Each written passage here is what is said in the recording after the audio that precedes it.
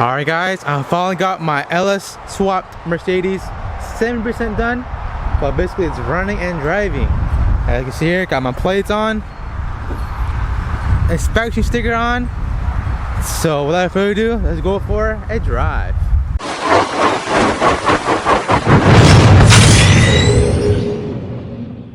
Alright, I'm gonna go ahead and get inside here. So this car used to be an automatic. It's here now. It's a manual, 6-speed manual, T56 transmission. This is my gas pedal, brake, and my clutch. This is a aftermarket steering wheel, Nardi style. I spent way too much, like 200 bucks on it, but it works really well. As older the steering wheel was a lot bigger. You see here my gauges. That's my temperature and oil pressure. Then radio and all that stuff. Then let's just go ahead and get it started, you know. Alright.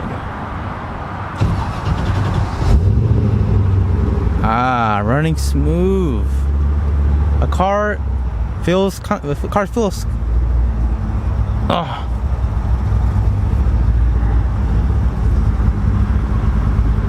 The car feels kind of stock, you know. Just chill.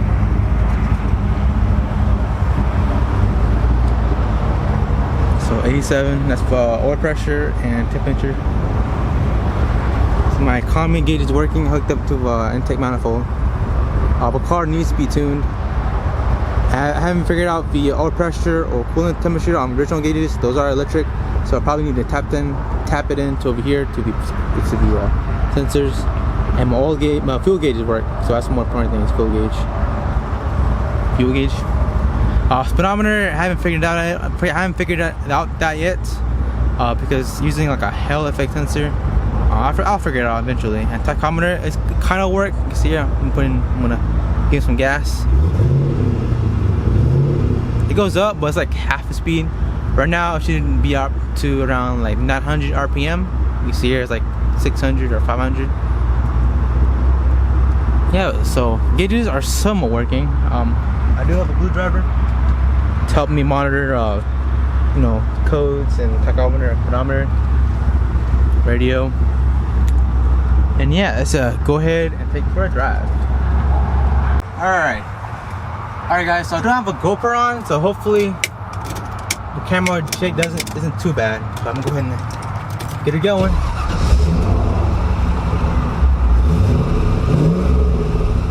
Alright, so I'm gonna go for a little ride. So right here, just in first. Spoiler alert, you guys, it drives freaking nice. My fault, human error.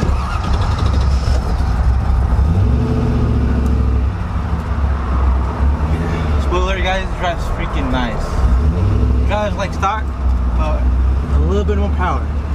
Also, with the manual conversion, it's a lot more fun to drive.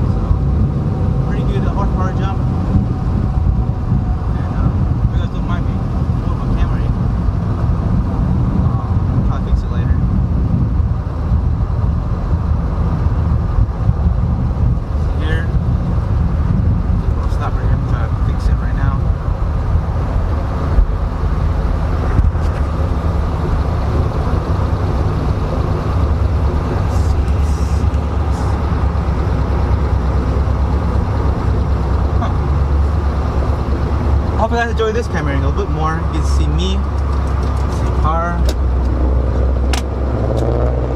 Oh, there's a camera right there. That's not bad.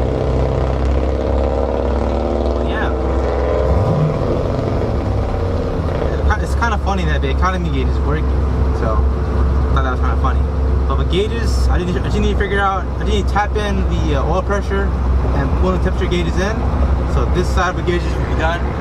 Then obviously the speedometer and tachometer, I need to make sure the tachometer is matching. And obviously I need to fix up the speedometer. But it's, you know, work in progress. I'll say this LS swap is around 70% done. I need to put in the heated core brake on. Figure out, you know, AC. And also this car needs a paint job. I need to clean the windshield. It's here. I should clean it before I recorded it, but it's dirty. But it's a work in progress. The goal on this car was to get the LS1 and the transmission running and driving. And I gotta say I did it, man. Run to drive really good. I drove it with my mom. My brother liked it. Oh shoot! I got the yes. There you go, guys. You guys can see it. Still recording it.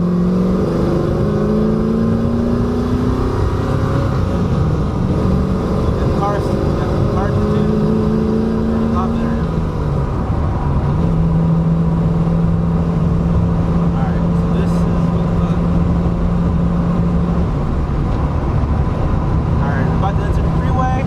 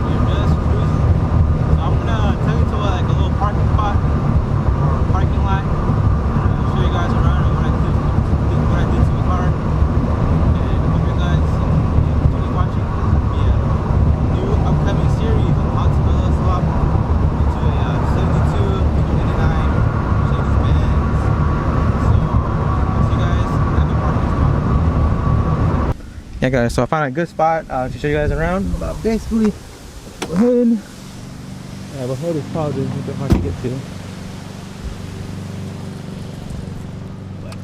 There we go. And this boy, there it is, baby.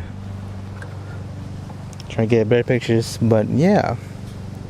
So I'm gonna do what you call it, a separate series on how to do LS swaps on a 7289 Mercedes, pretty much covering not 100% but like 10% of giving you guys an advice and on some stuff.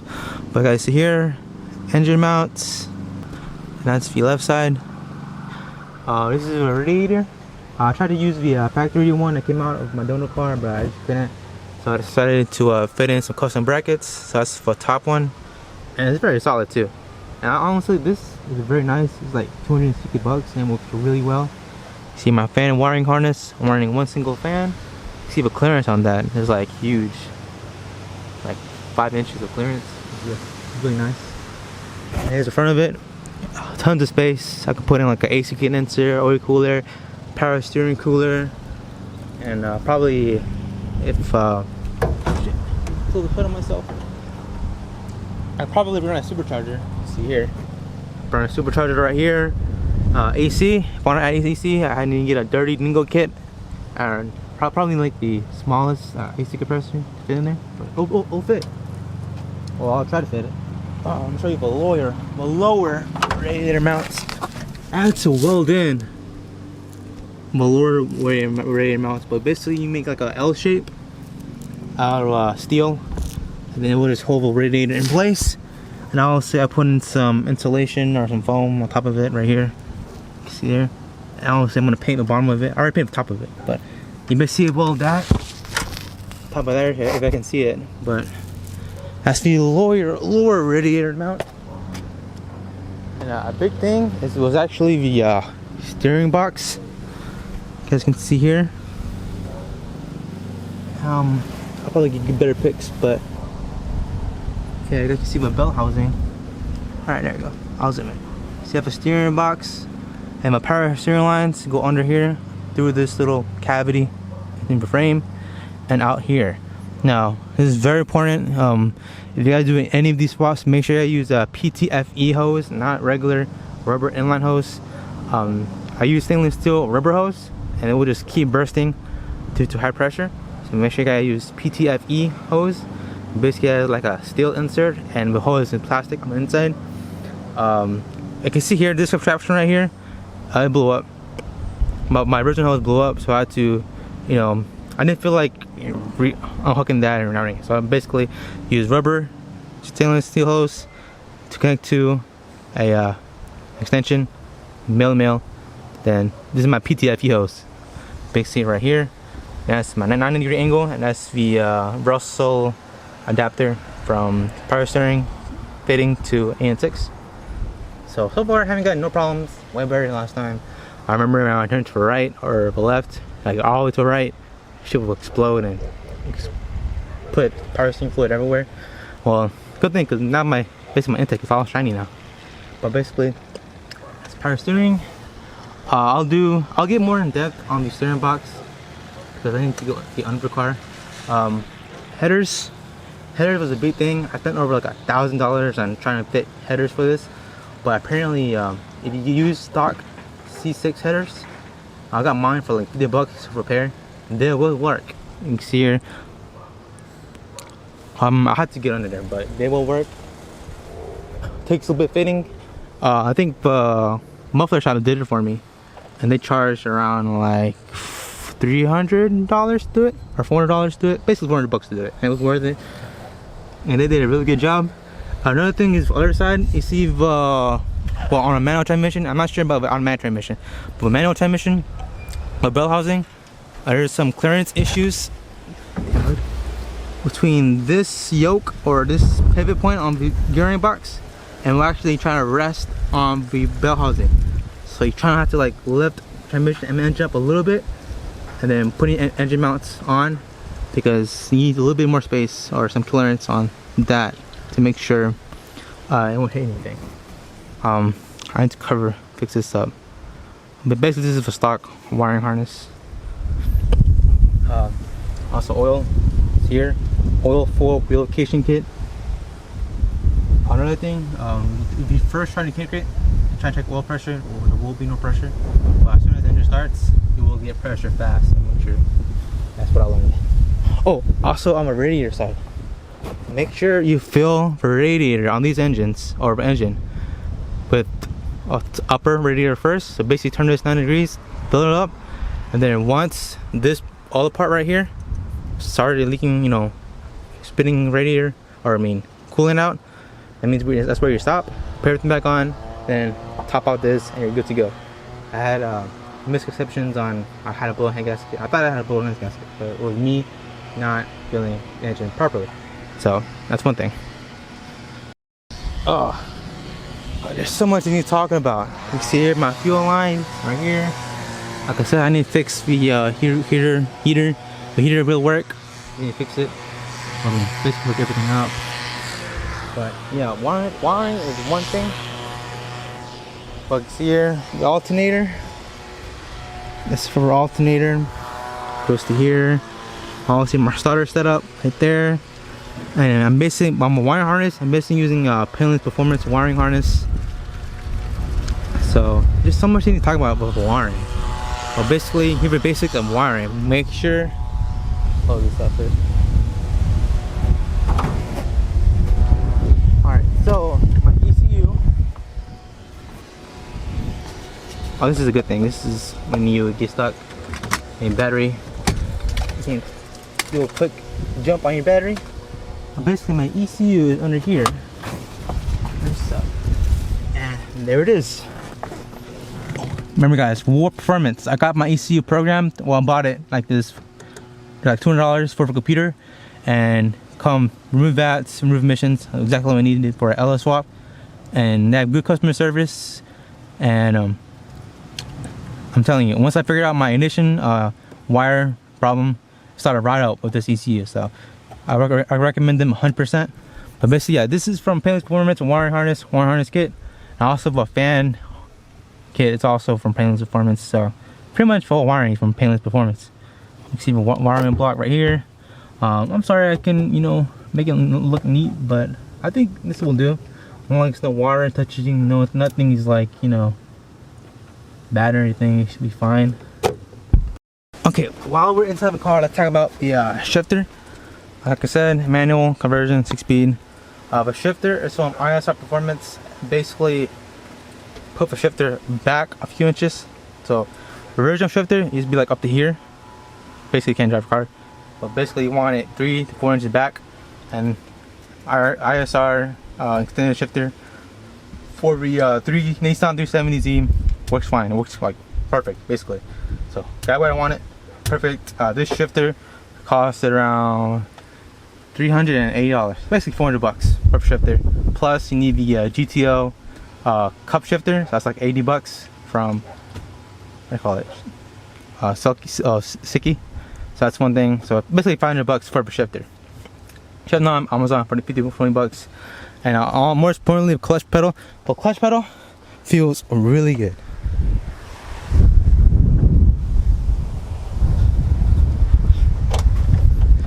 But clutch pedal honestly feels really good. Like, don't force anything. I hope you guys can see it. But basically, the master cylinder is inside the car. So if I take everything off, everything apart, master cylinder is basically like underneath this part right here. It's basically underneath the car. I'm not sure how I'm gonna bleed system. It looks like if I had to bleed system, I pretty much had to take off the whole dash out. So I kind of fucked myself on that. But that's the clutch pedal. I recommend you guys do this. I recommend you guys try to do automatic, but it seems way easier to be honest. But alright, so fuel system. Let's go back over here for the trunk. Fuel system. Let's go. So battery, and this is my fuel system. You see here, I'm running a fuel surge tank. So basically, fuel is coming down to this fuel pump up here to this tank. So this fuel pump is pushing fuel down to this tank, and then this pump right here is pushing fuel down over here to a fuel pump, to a fuel filter, pushing down to the regulator.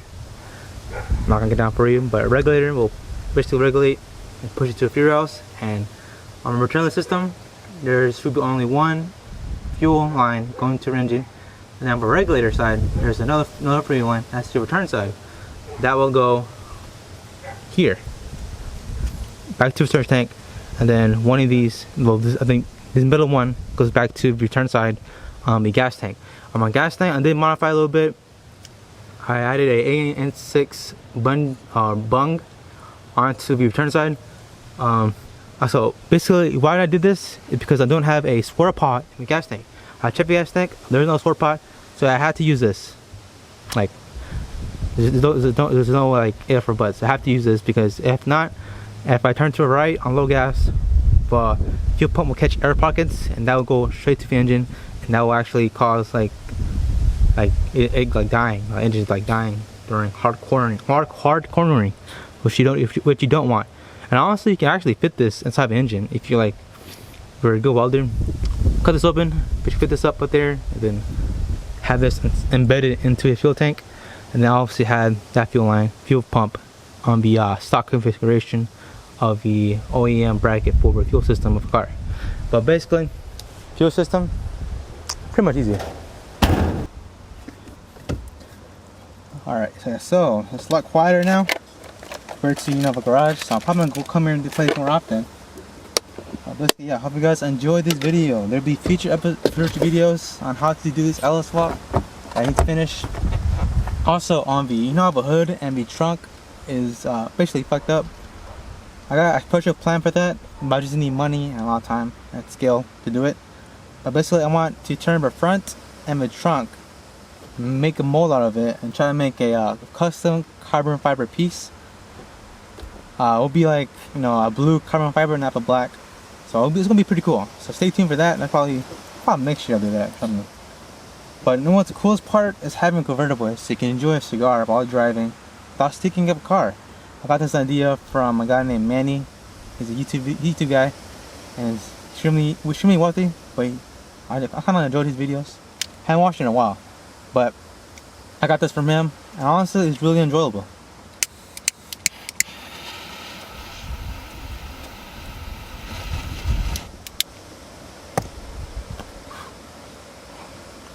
I need some more burning.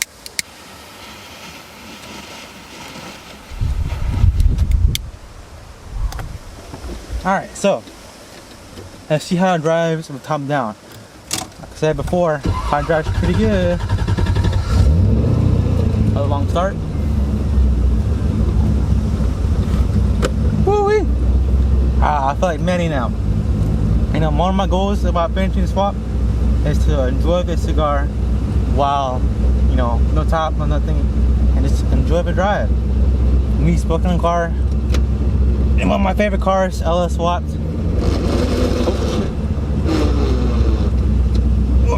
Alright, there you go. Probably didn't have a gear. Oh yeah, pretty everything, guys. Basically, over here.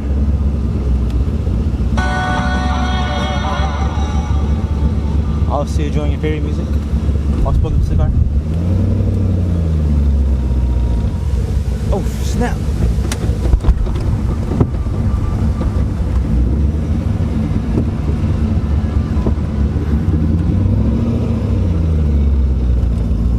Yeah, I need to find a cameraman to do this. The tripod is not staying. I probably need like a GoPro or something.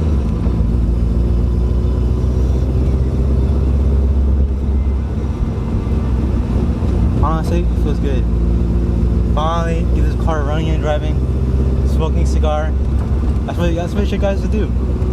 Celebrate your work.